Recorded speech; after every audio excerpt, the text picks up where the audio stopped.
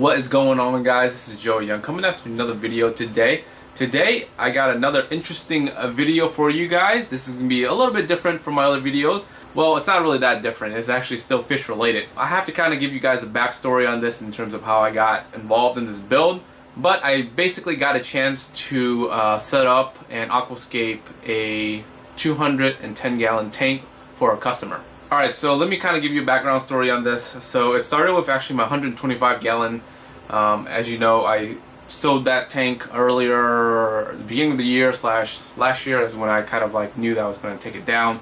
But I sold it in the beginning of the year, and one of the customers that was local to me came by, saw the tank, and was actually interested in buying the tank initially, but decided to go with a larger tank. Upon coming into my house, you know, obviously I have a bunch of other tanks. You know, he looked around and he saw that, you know, I had some really nice design layouts, a lot of cool Planet tanks, a lot of cool setups, and asked me like, hey, you know, can you set up my tank? And, you know, as a fish hobbyist, is like, yeah, sure, I'll do it. So this tank is actually the biggest tank that I've personally aquascaped.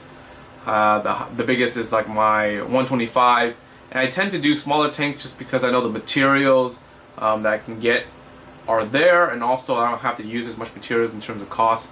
So I generally like to deal with like smaller tanks, but definitely this is a big challenge in terms of finding like pieces for the tank, because, you know, proportional sizes and whatnot. So I tag teamed it with my dad.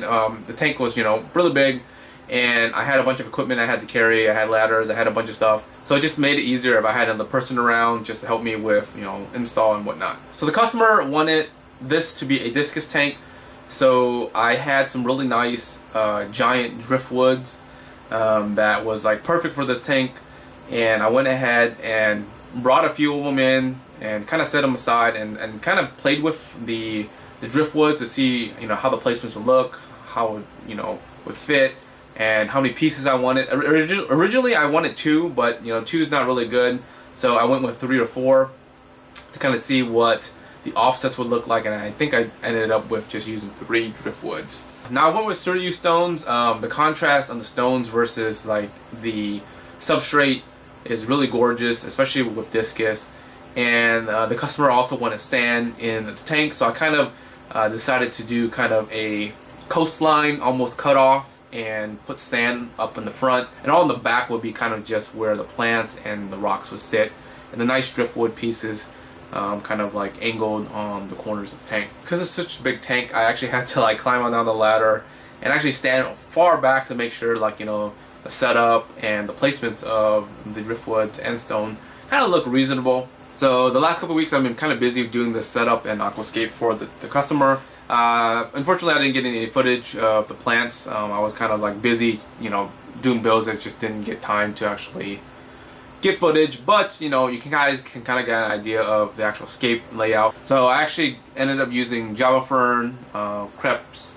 I used jungle valve in the back and some Anubias Nanopetites up front with the branches, and kind of tied it there.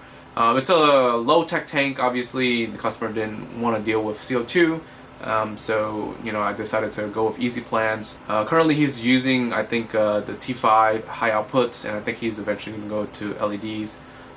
But either way, both lights are, you know, totally fine for that setup. Enough of my talking, but, you know, hope you guys enjoy the actual footage here and the actual scape. And until next time, guys, peace.